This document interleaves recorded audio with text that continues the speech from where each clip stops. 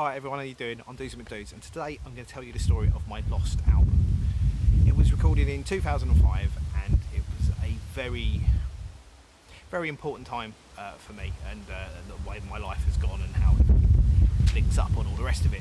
So I have to go back to, it really all started off for me in 2004 where I became the UK air guitar champion.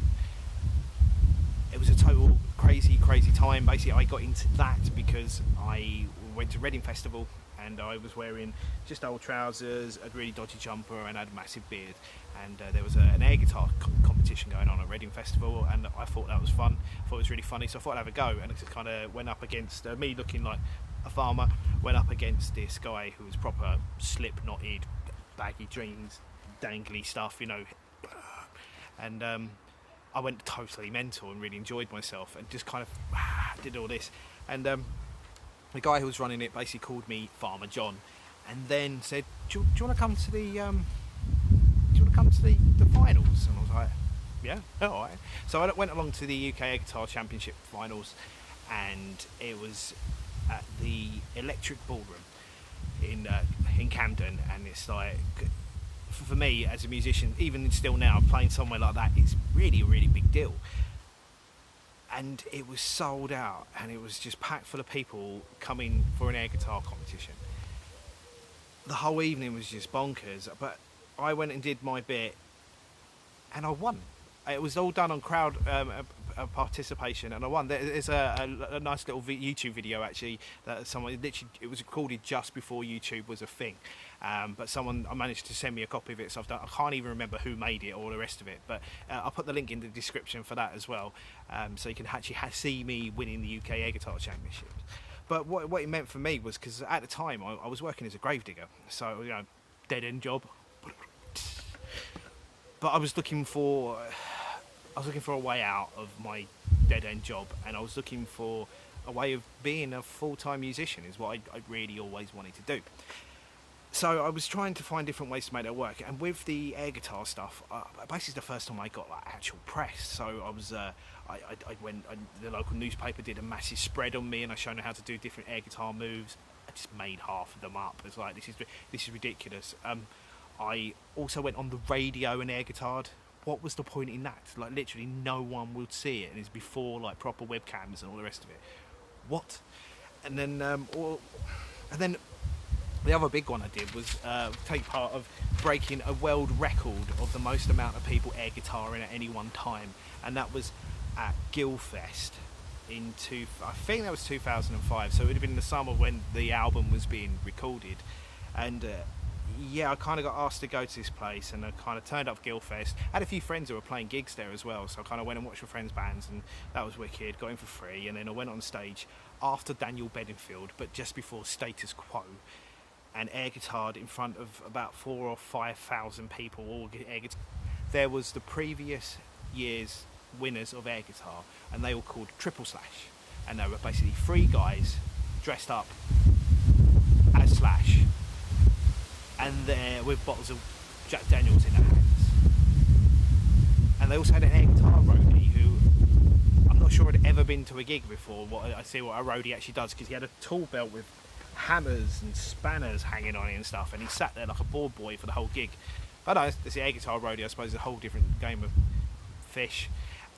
There was also a Dalek on stage called Derek, and he was just there in a corner being a Dalek. Just such a surreal experience. But I actually really thought I could try and, you know, make something with the air guitar thing. But I did realise quite quickly that it was really silly. Just like really silly. It was a lot of fun, but just stupid. So I'll tell you about how that ended up when I had to defend my title for the air guitar at the end of this video, because that's kind of how this story goes. So I was desperately trying to do something like that, and I was working as a grave digger. I had a van that I was driving for my band, the Rejects, at the time. So I would take, you know, we would go out like for weekend long gigs or a week tour or stuff like that. And then basically I got two things happened. I really did my back in when I was working as a grave digger. I really did it badly in. And then about a month into me being off work and not being able to work because you know, it's a physically demanding job, I got offered driving a friend's band who got signed like to a proper record label. They got signed to Sanctuary Records, and they were a band called Engerica, and they said, "Do you want to come do this tour?" And I was like, "Yeah, of course I want to come do the tour. That's what I want to do. I want to go on tour, and I want to do this stuff." And it was with they toured for a month with a band called Million Dead and a band called Days of Worth, and it was just the same band for a whole month, same lineup every gig. And I took my guitar with me and I wrote a whole bunch of riffs and songs, and just any time I could play, I would play. And then there was one gig where the Days of Worth went and did a radio session or something. It was a gig in Bedford, and there was no one else opening up. There was basically just the two bands, Engerica and Million Dead. So I asked if I could open up, and I opened up to the packed room and got everyone singing along to my songs, and it made me just go, I just want to do this. This is what I want to do. So this album was the first attempt of me making a kind of more the music I wanted to make, more like the whole kind of sing-songwriter, but with other stuff coming in. The album that is coming out on the 7th of August on Bandcamp for Bandcamp Friday it was originally called Stephen Doos' Mix CD, but I wanted to call it mixtape originally because that's the idea. It's a mixtape. There's loads and loads of different styles on there. There's some quite ropey singing on my part, I've got to be honest. Some singing's not so good as it should be, I just wasn't a good a singer at the time. There's some experimental ways of recording in there and stuff, but tried all sorts of different stuff. But as I was arguing with myself about whether I should cut out some tracks and stuff that I'm not so happy with. But as I was saying, it was a moment in time. It was literally in between touring with them. I toured with a band called The Big quite a lot. Jumped with them in a whole bunch of different tours and stuff. It was a really, really interesting time. So this CD came out on the 29th of the 9th, 2005. And I know I burnt a whole bunch of these because I just about to just go on tour with The Big in Ireland. And it was at the same time that I was defending my air guitar championship. But my back was still not great, so I couldn't really do the full all the rest of it because it hurt most of the time. So what I did was we did a thing called Farmer John and his farmyard, and a bunch of my friends all dressed up with different farmyard outfits on, and we took a bale of hay, and I sat on the bale of hay and I air guitared. Everyone went nuts around us. It was fun, but the guy who was running the championship that year kind of lost interest. So the year before, it was sold out, it was packed, it was buzzing, there was press there, it was just awesome. This, not so many people, hardly anyone there. Just lost heart in the whole thing, really.